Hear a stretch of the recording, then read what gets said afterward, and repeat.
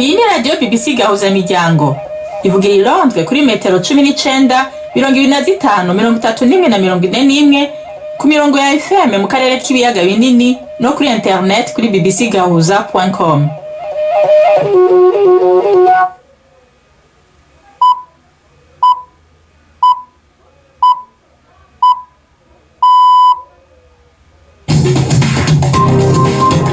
Uni saa 10 n'igice kw'isaha mpuzamakungu ya GMT, isaa 12 n'igice mu Rwanda no mu Burundi, muri kumwe na Nina Iradukunda.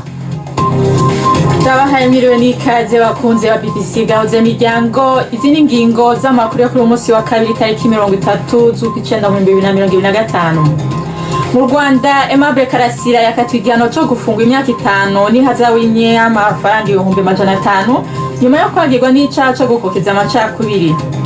Mu Burundi, umupaka wa Gatumba n'indi mipaka iri mu ntara zihana imbibe na Tanzania na Republika ya Demokarasi ya Kongo kuva kuri uyu wa gatatu itariki 1 z'ukwicumi igiye korohereza abadandaza bacishaho ivyo baranguye. Bizogenda gute? Rero kuri igenekerezo ya mbere no kuvuga amakore n'amatagisi y'ivyo bidandazwa naho bizoba birenza izo dolari 2,000 bizorihishirizwa aho onye kuri uyo mipaka. Akarusho novuga nti n'umwidegemvyo w'abadandaza.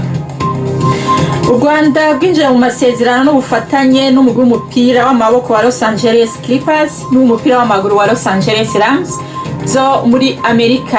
Tubafitiye n'igikino c'urunana. Aya makuru ahagarariwe na Jacques Niyitegeka.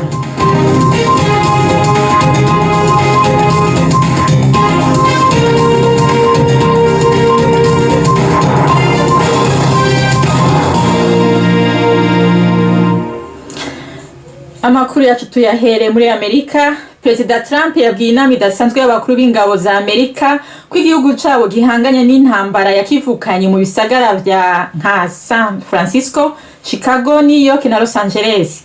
Yahagaze ku ngingo yiwe gukoresha ingabo mu kurinda umutekano mu bisagara vya Amerika, vyinshi muri vyo birongowe n'abademokrate, yongera kangisha ko azobishira ku murongo kimwe kimwe. Bwana Trump yongeye ko yabwiye umushikiranganje w'ingabo Pete Hegseth ko bakwiye gukoresha bimwe muri ivyo bisagara nk'ibibuga abasirikare b'igihugu bazokoreramwo imyimenyerezo. Perezida Trump kandi yavuze ko Hamas ifise nk'imisi 3 canke 4 yo kwishura ku mugambi w'amahoro muri Gaza. Yabwiye abamenyesha makuru ko atamwanya wo kuganira n'umuhari Hamas kandi ko itemeye ivyashikirijwe bizohera nabi cane. Igihugu ca Qatar gihaye indaro uburongozi bwa Hamas bwahunze kivuga ko umuhari wasezeranye kwiga neza uwo mugambi w'amahoro. Abanyakatari bavuze ko baza kugira inama n'abaserukira Hamas mu biganiro hamwe na Turkiya uyu munsi. Uwo mugambi wamaze kwemezwa na Israel usaba ko intambara ihagarara ubwo nyene no kurekura abantu bose bafashwe bunyagano mu misi 3. Hamas izocishira ibigwanisho hasi. Urugereko rw'urukiko rukuru ruburanisha imanza z'ibyaha byambukiranya imipaka ruherereye i Nyanza mu Rwanda rwakatiye Aimable Karasira igihano cy'igifungo cy'imyaka 5 n'ihadabu y'amafaranga 500,000 nyuma yo kumuhamya icyaha cyo gukurura amacakubiri. Aimable Karasira yahoze ari umwarimu muri kaminuza y'u Rwanda, akaba n'umuhanzi yafunzwe mu 2021 ariko ibyaha 5 birimo guhakana genocide no kwihishingiro kubera ibiganiro anyuzaga ku miyoboro ya YouTube. Ibyaha we yaburanye ahakana. Ni inkuru y'umunyamakuru wa BBC Yves Bucyana wari mu rukiko. Ubwo urubanza rwasomwaga Aimable Karasira ntiyagaragaraga mu rukiko. Umucamanza yavuze ko Karasira dahamwa n'ibyaha 3 mu byo yaregwaga n'ubushinjacyaha, ari byo icyaha cyo guhakana genocide, guhishingiro genocide n'icyaha cyo guteza imvururu cyangwa imidugararo muri rubanda. Umucamanza yavuze ko kandi ibirego bibiri by'ubushinjacyaha bitakiriwe, ari byo ikirego cyo kudasobanura inkomoko y'umutungo we n'icyaha cy'iyeza ndonke. Ubushinjacyaha bwari bwasabiye Karasira gufungwa imyaka 30. Ntibiramenyekana niba buzajuririra uyu mwanzuro w'urukiko. Nyuma y'uyu mwanzuro, Brice Bikotwa wunganira Aimable Karasira yabwiye BBC ko we n'umukiriya we bagomba kubanza kwicarana bakareba niba bazajurira, kandi ko kuri we ari insinzi ngo kuko ibyaha byinshi kandi bikomeye Karasira yabigizweho umwere. Gukatirwa imyaka 5 bisobanuye ko uhereye igihe yafungiwe Karasira ashobora kuba asigaje muri gereza igihe kiri munsi y'umwaka umwe, mu gihe impande zombi zitakwinjira mu bujurire ku mwanzuro w'uyu munsi.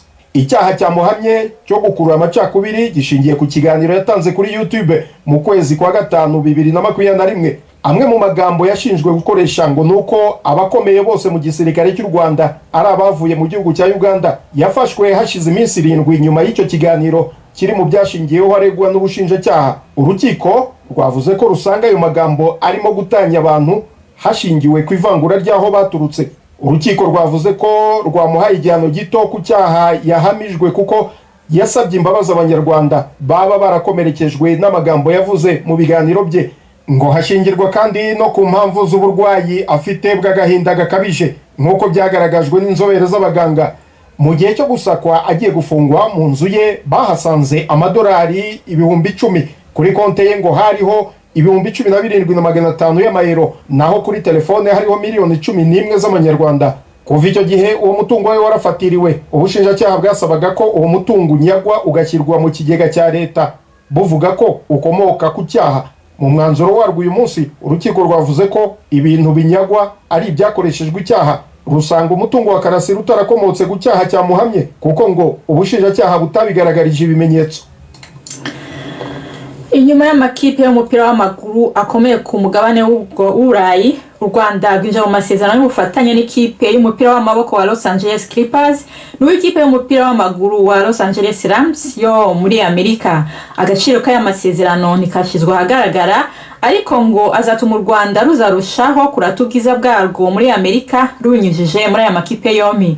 Ikigo gishinzwe iterambere mu Rwanda RDB kivuga ko ayo masezerano ari igihe kirekire, aho muri icyo gihe kirango cya Visit Rwanda kizagaragara ku myambaro y'abakinyi b'amakipe. Ni inkuru ya Jean Claude Mwambutsa. Ikigo cy'u Rwanda cy'iterambere RDB kivuga ko aya masezerano yarasinyiwe mu mujyi wa Los Angeles hagati y'ikipe y'umukino wa basketball ya Los Angeles Clippers yo mu ishyirahamwe rya NBA. Amasezerano kandi yanabayeho hagati y'ikirango cy'u Rwanda Visit Rwanda na Los Angeles Rams. Iyi ikaba ikipe y'umupira w'amaguru wa Amerika yo muri National Football League. Ngo ni amasezerano y'igihe kirekire ariko kitasobanura uko kingana. Muri icyo gihe amakipe yombi akazajya yambara imyambaro iriho ikirango cya Visit Rwanda. Umukuru w'ikigo cy'u Rwanda cy'iterambere Jean-Guy Afrika yavuze ko aya masezerano azafasha guteza imbere umuco w'imikino ndetse anamamaza ubwiza bw'igihugu ku mugabane wa Amerika. Amasezerano nk'aya yarasanzweho hagati ya Visit Rwanda n'amakipe yo muri shampiyona zikomeye zo ku mugabane w'Uburayi nka Arsenal yo mu Bwongereza, Paris Saint-Germain yo mu Bufaransa na Atletico Madrid yo muri Espagne. Muri aya masezerano aya makipe yamamaza Visit Rwanda ku myambaro yayo ndetse no ku bibuga akiniraho. Amasezerano nk'aya ariho kandi hagati y'u Rwanda n'ikipe ya Bayern Munich yo mu Budage. Gusa iyi kipe iherutse gutangaza ko itazakomeza kwamamaza Visit Rwanda, ariko ko izakomeza kugaragara muri gahunda zo guteza imbere umupira w'amaguru w'abakiri bato. Ni icyemezo cyaje gikurikiye igitutu cy'abantu barimo n'abatavuga rumwe n'ubutegetsi bw'u Rwanda barunenga kutubahiriza uburenganzira bwa muntu. Abo bakavuga ko akayabo gashorwamo kwamamaza aya makipe nyamara hirengagijwe abaturage bari mu bukene. Abategetsi b'u Rwanda ariko bavuga ko binyuze mu masezerano nk'aya u Rwanda rwashoboye kwamamaza urwego rwabo rw'ubukerarugendo. Nubwo uruhare nyirizina rwa Visit Rwanda rutagaragazwa, imibare itangwa n'ubutegetsi ivuga ko uru rwego rwinjirije igihugu akayabo ka miliyoni zigera kuri 650 z'amadolari mu mwaka wa 2024. Intego ikaba ari uko uru rwego rwagera kuri miliyari y'amadolari y'umusaruro bitarenze umwaka w'2030. Urakoze Jean Claude Mwambutsa. Ni saa 11:38 muri studio za BBC London. Saa 12:38 nyene mu Rwanda no mu Burundi. Amakuru yacu arabandanya nyuma y'akaruhuko gato.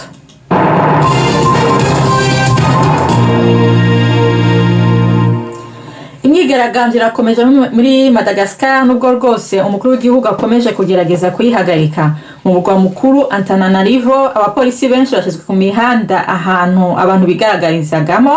Intandaro y'imyigaragambyo irangajwe imbere n'urubyiruko n'ibura rya hato na hato ry'amazi n'amashanyarazi, ariko ubu isigaye yaragutse maze inamagana imitegekere mibi n'ingufu z'umurengera z'igipolisi mu kuburizamo imyigaragambyo. Ni inkuru ya Richard Kagoye mushikirizwa na Jacques Niyitegeka.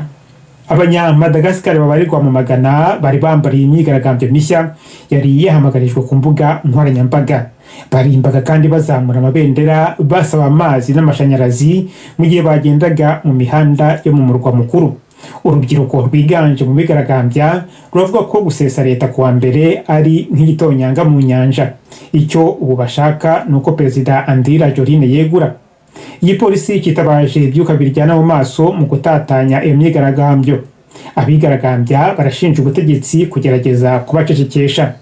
Umuryango w'abibumbye uravuga ko abantu barenga 20 bishwe naho abarenga 100 barakomereka kuva aho imyigaragambyo itangiriye mu cyumweru gishize. Leta ntiyemera iyi mibare ivuga ko ntacyo ishingiyeho. Igisata c'ububanyi n'amahanga ca Afrika y'Epfo cemeje ko Kositani Mtetwa aserukira ico gihugu ipare bamusanze yapfuye haciye umunsi umwe menyeshejwe ko yaburiwe irengero. Ambassadeur Mtetwa yakorotse avuye mu igorofa rya 22 ry'umunara w'ihoteli iri mu buraruko bushira uburengero bw'igisagara ca Paris. Igipolisi cy'Ubufaransa kiko kirakora amatohoza ariko ibinyamakuru byo mu gihugu bivuga ko vyibazwa ko ari we yiyishe amaze kugurura ku nguvu idirisha ryugaye bishimitse. Mtetwa yari yarabaye mushikiranganje w'igipolisi hanyuma mushikiranganje ubuhinga n'imico kama yaraherutse kuvugwa mwitohoza ryo kwivanga mu vya politike mu bikorwa vy'igipolisi ca Afrika y'Epfo. Ishiramwe ry'umuyagankuba ryo muri Nigeria ryatanguye gutanga isorosoro amatara kugira ngo ntacike mu gihugu cose mu gihe gaze yagabanutse ku munsi ugira kabiri. Abakozi bo mu gisata c'igitoro bakora mu kigo ca Dangote Refinery bari muri yegeregere. Ishirahamwe y'abakozi bakuru wo mu gisata c'igitoro na gaze bari mu myerekano kubera abakozi amajana 9 birukanywe mu ndwi iheze kubera kwinjira muri iyo sendika. Ko kutumvikana kwatumye haba ubukene kwa gaze bwinshi bihungabanya gutanga igitoro mu bigo bitunganya umuyaga nkuba. Ubuhinda bwateye utwatsi gusiribanga igishushanyo cyo burondeye ntaye kwikukira Mahatma Gandhi i Londres guvyita ibiteye isoni. Gasavye ko abo bononyi bataramenyekana bakurikiranwa vuba. Ijambo abaterabwoba ryari ryanditswe ku irangi ku gice ico gishushanyo gihagazeho. Ivyo bibaye iminsi mike mbere y'isabukuru y'amavuko ya Gandhi, umunsi unahimbazwa nk'umunsi mpuzamakungu wo kwirinda kuja mu ngimba. Ubu n'umwanya w'igikino c'urunana.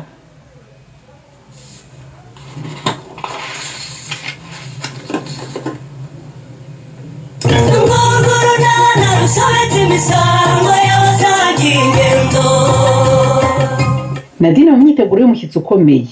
Agnes we yishimiye kongera kuraba kwa Chris. N'urunana. Uyu munsi ugarukiye hanye? Ngarukiye kuri wa musozi ukirenga ikiraro cya Nyarurembo. Yabana, wazindutse koko nimbara aho ngaho wageze. Aha, sinazindutse cyane kiri. Ahubwo nuko wowe waryamiriye. Narigize ngo n'uyu munsi urayisibye siporo nk'uko umaze iminsi uyisiba pe. Shana uko gahunda ziba zambanye nyinshi, ariko gusiba siporo birambabaza. Wari umeze ute sahandi? Shameze neza nta kibazo. Niba ari uko wakererewe, nabonaga umuvuduko uriho rwose utari bumbone cyangwa ngo nsuhuze. Ibyo ntabwo bibaho, nta muntu waca ku nshuti ye ngo agenda atayisuhuje. Nako sina ngombwa ko inshuti yawe niba bari undi muntu ntabwo ari byiza ko wagenda utamusuhuje. Hebana. Gusa ndatomboye kuba duhuye pe. Nkabona amahirwe yo kugusuhuza. Hari hashize iminsi kiri. Ni amahirwe kuri twese kuko twese twari dukumburanye. Ibyo. Njyewe ariko nazaga nubwo tutahura gukora umaze iminsi rwose udakora siporo. Nakoraga da. Ahubwo hari igihe mbura umwanya wo kuza kwiruka, nkahitamo kuyikorera mu rugo nkakora utuntu tworoheje, ariko sinjya nsiba siporo. Nabyo si bibi, ariko burya siporo yo mu rugo ntabwo yegereranya n'iyo umuntu aba akoreye hano hantu rwose hagari. Tugerageza rwose ubone umwanya wo kuza gukora siporo ihagije kiri. Nibyo nanjye ndabyemera. Shanyereka ngo usezereho rero, ugire umunsi mwiza naho utaha. No, ko wihuse se, kugiye kare. Amasaha yanjye yo kwitegura nkajya ku kazi arageze. Courage ahubwo wowe ndabona ugikomeje siporo. Nta kibazo. Ngaho nyaruka udakererwa akazi ka leta. Umunsi mwiza. Karibu cyane busho. Akira gatebe wicira ubundi umbwire. Ko washyashyanyira? Ntashyashyana. Uzira kabyeri? Naba niwe washyashyana bushomba barira. babishyize ku rundi rwego pe.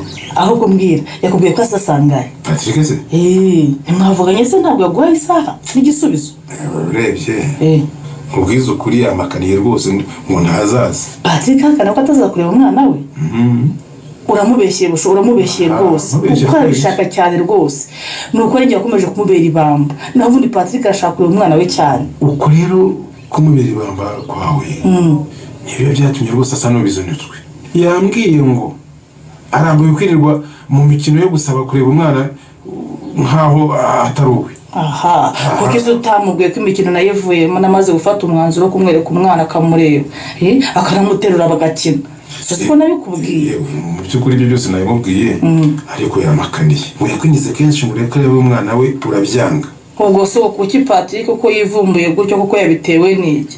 Reba ukuntu namwiteguye nkateka neza nkamugurira akabye none birangiye yivumbuye kuko busho ko wari wikoze wahora n'iki?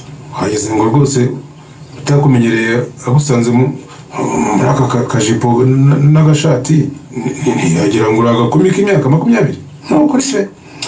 N'umwana ye namuteguye nuriya ko narashyize ku ruhande twenda ndi bumwambike nahagera. Nyamara rero ntabwo byoroshye na dini. Wumve ko nyine yatangiye no gutekereza kuba yakwishakira undi mugore babyarana kuko n'ubundi wowe ntibyari muri gahunda kubyarana. Ngo kuko n'ubundi ngo wamutekeye imitwe nyine agashiduka yaguteye inda. Mukishakira undi mugore busho none ubu se disi ko nkoreke ko mumve yarakaye cyane ko rero ngiye icyo mbona nuko bashaka umwanya kugenda mukiganirira imbona nkubone ni nawe wenda yabona ko rwose imikino wayivuyemo koko naho ubundi ntabwo byoroshye.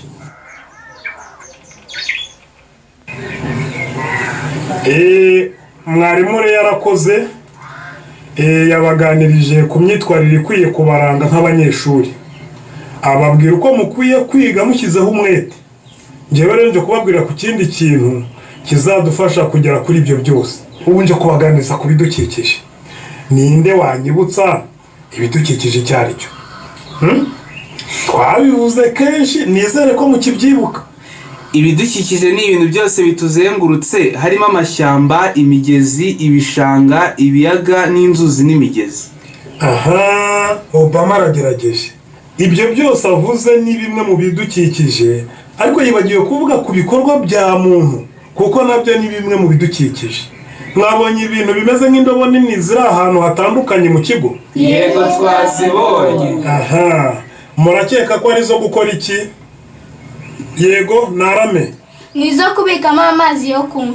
Oya ntabwo ari izo kubikamo amazi yo kunywa ahubwo ni izo gushyiramo imyanda kugira ngo twirinde kuyinyanyagiza aho tubonye hose mu kigo. Mwabyumvise? Kari nyinshi buri nguni y'ikigo igirimo nk'ebyiri.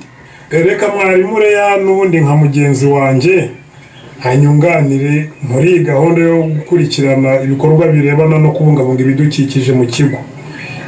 Afasha asubize n'ikibazo cya Obama. Impamvu ahantu hose hagiye hari ebyiri ni uko imyanda ibora itagomba kuvangwa n'itabora. Hamwe rero turaza kwandikaho ngo ibibora, ahandi twandikeho ngo ibitabora. Birumvikana? Imyanda ibora n'itabora twese tuzi kuyitandukanya. Obama tubwira ingero z'imyanda uzibora n'itabora.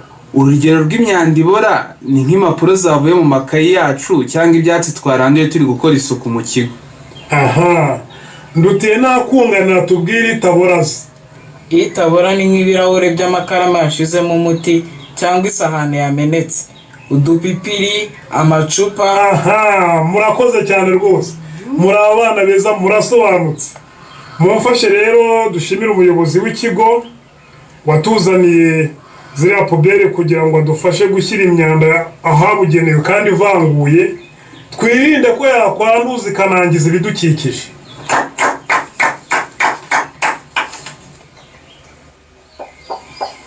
ubu se tuvuze ko turi intangarugero twaba twiraririye rufo mu kubungabunga ibidukikije se cyane rwose. ubu ntituri mu bantu bake no bazi kuvangura imyanda ibora n'itabora. gusa dusigaranye ikibazo kimwe ku birebana n'ibidukikije cyane rwose.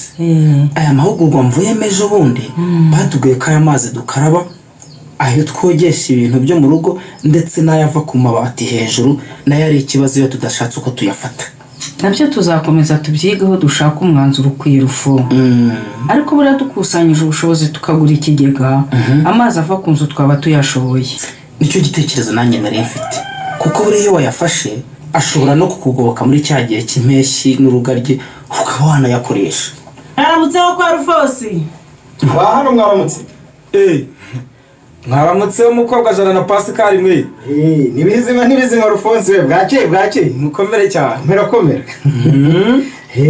yewe none se Rufo ko Pascal na Muku yabikoze n'amasuka barajyaye. Ubuse kandi uranyihindutse ugiye kuvuga ko gahunda yo gutera ibiti bivangwa n'imyaka ahangaha munsi y'urugo tutigeze tuyivuganaho koko? Gahunda yo kuyivuganaho twayivuganyeho ariko se akazi ntitwari twagahaye Kankwanzi. None se umuntu wagombaga kuza guhinga ejo ntaze n'uyu munsi akaba ataje kandi ntavuga ati nagize imbogamizi zinizi urumva wamenye azaza ryari? Uwo nta kiraka bashaka yazakubwira umuntu ushaka ikiraka ni nkatwe Rufosi atumyeho umwana tugahita tumwitaba kanya. Gusa nyine ku mugani wa mukobwa Jana niba umuntu ataje mu kazi ntanavuga imbogamizi yagize ushobora gusanga nta nako yashakaga. Uko se Anosia ndakumva reka kiraka tugiye mukobwa Jana na Pascal reka bakorana n'umwete kandi bakagira vava kuko ari babiri. Burya twe ntitunahenda rero icyo dupfa nuko tubona icyo twihera basi. Wenda n'agacupa kamwe ko ku mugoroba ibyo twabibonye biba byakemutse. ese uwo mwana y'umusiga mu rugo koko Nadi? Reka ntabwo nakusigira umwana wenyine. Use kumuzana muri iyi misatsi koko sibyo bibi kurushaho Nadi? Ntabwo nje gukoresha imisatsi ariko nari ngize ngo nicyo kikuzanye. Oya nje kwirera Patrick ahubwo se arimo? Oya ntawe uhari. Ari hehe? Patrick rero sinzi aho anyarukiye rwose. Ahubwo se nta kibazo mufitanye buriya Nadi? Kubera ikeka ko dufitanye ibibazo koko nyine. Urumva mu kanya twari turi kumwe hano sinzi umuhungu w'inshuti yoje aramubwira ati ese ko mbonye Nadine yerekeje hano ni waje kureba? Kuva ubwo umuhungu baranyarutse sinongera no kumuca iryera. Ntabwo mbyumva uramubwiye ngo ndikwerekeza hano hatagenda cyane rwose ubu nanjye sinzi aho aherereye. Ngiye impamvu rero nibajije ko mwamufitanye ikibazo akaba ariyo ntandaro yo kugukwepa. Urebye nta kibazo cy'umwihariko navuga dufitanye gusa nyine ntiyambereye imfura. Byagenze bitese buriya kuva natwituye umwana nkamubyara nta kintu kimwe Patrick yagize amfasha. Nakomeje kwirya nkimara ariko aho bigeze ndananiwe pe. Umwana ageze igihe cyo gutangira ifashabere kandi nawe urabibona ubuzima mbayeho ntabwo bwatuma mbona ibyangombwa nkenerwa byose ku mwana. Ariko Nadi ndakumva mfite amakuru ko nawe hari uruhare rubifitemo. nkaba ari njye wishimiye kuvunika ndi umwana njyenyine kandi sahari. Amakuru mfite nuko ngo nawe wabanje kwigira ibamba ngo Patrick akagusaba guterura umwana ukamumwima ku buryo wanze no kumwereka uko asa. Ibyo byo byarabaye sinari n'amakosa ndayemera. Urumva rero ko Patrick utamurenganya kuko nawe rwose ntabwo witwaye neza uko bikwiriye. Nanjye maze kumenya ko nakosheje niyo mpamvu naje kumuranga umusabe imbabazi muhe n'uburenganzira bwo kubona no guterura umwana we. Nturibase ko naje namuzanye. Ni byiza ubwo nawe wemeye amakosa yawe. Reka turebe mu kanya ko aza mukaganira nawe ni umuntu w'umugabo ndatekereza ko yisubiraho rwose akagabanya uburakari. Ikibazo sabwa Lazari ariko wumva amazi imwanya agiye kandi ukaba utazi naho ari. Mukobwa umugezi ntiwabonetse se dushaka ntitwakwitahira hasigaye tukazaza kuhamara ejo. Imyuka yashize se nta gatege usigaranye Pascal? Njyewe nta kibazo imbaraga zirimo ahubwo navugaga nti wenda wowe utwite ntumaze kunanirwa. Gutwita se no guheka uruhinja ngo rundi ku mugongo? Ubundi ni uko ugira ibisazi bigutera gusinda no kurwana naho ubundi ni wowe mugore abandi barabeshya. Nkunda ukuntu uri igifaru rwose iyo ushyize amaboko hasi imisozi irahungabana. Umva kandi ibyo utangiye none se ko mba nagize amahirwe nkabona ku gacupa uba ushaka ko ngasoma se ngashira icyaka? Sinkuveba kuko gusinda nitombora nanjye rwose ayo mahirwe yo nyagize sinshobora kuyapfusha ubusa ariko si ibintu byo kurwana wagiye ubireka koko. Ariko ngo kubita kuko nawe utanyoroheye urabizi ko ururimi rweshwa n'urundi nzamuye amahane ukandeka sinavuga nkagira aho ngaho nkaceceka. Ese mukobwa ja wowe n'umugabo wawe muri mu biki?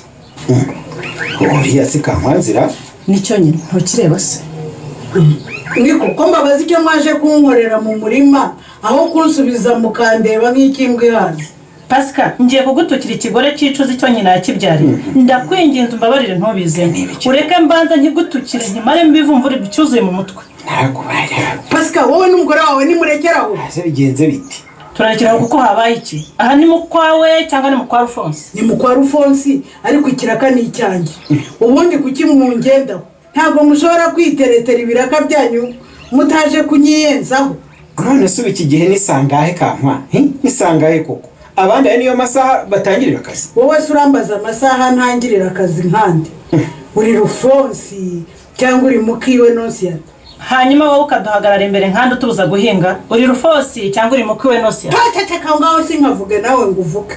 Wakagore we dore uko gasa dore uko kareba. Akagore ni nyoko na nyoko wanyu na nyogosenge na bene wanyu bose Kankwa. Uranyita akagore urampahira musere banyabo. Mukobwa cyane. Numvishe ngo wigize intwari yo gutukana inyarurembo uramenye utazakina n'ibidakinishwa kuko Kankwazi Verediya na njyewe wahita umbona. Wangiruke se bagikecuru kitagira imbaraga zikora akazi uretse ishyari zaguturitse umutima. Ubundi ikindi wantwara ni igiki? Keretse undoze kandi nabwo mfite amaboko najya kwirogoza we nyankara gatambe sere krokodile. Pasika ntabwo wumva ibitutsi byose umugore wabanutse. Mundeke. Ubu muteriye nka mwesa waza gutabara ngo ngiye Kankwazi ngira amahane. Ye baba we ngaho sibeshye. Ibeshye gato cyane nkwere kuko nta mazambarwa. Siba nubone nda nkwite sha ngugire ngo sinakwesa ari ngewe. Ngaho satani nakosho nankoreho gato byibuze nkwereke mukobwa Jana uwari we. Cyakora nta mupfu winukira koko. Ese ubwiye uvuga ngo mukobwa Jana ngo uwari we byibuze wibuka uwo muvuga n'uwari we. Ureke se kuri igikecuru cyashaje cyavuye kuri mode. Icyo gikecuru suribuka ko ari madamu w'umuhanzi w'icyamamare Vision Veni papa wa Karere na Obama. Urabyuka di ibyo sura biratsirana ninde utarabyaye? Caceka aho ngaho mbanze mukuru guture wa muhirimbiriwe utazi kwitera utuzi mu bitugu. Niko uribuka ko icyo gikecuru usuzugura ari umugore wa engineer akaba na parashusho w'umudugudu. Shinguka imbere rero twakumvise uzikurata. Harya wowe umugabo wawe n'iki wambeba we? Izi ntonganya za Kankwazi na mukobwa Jana zirarangira zite? Naho mu kiganiro nacyo ubutaha.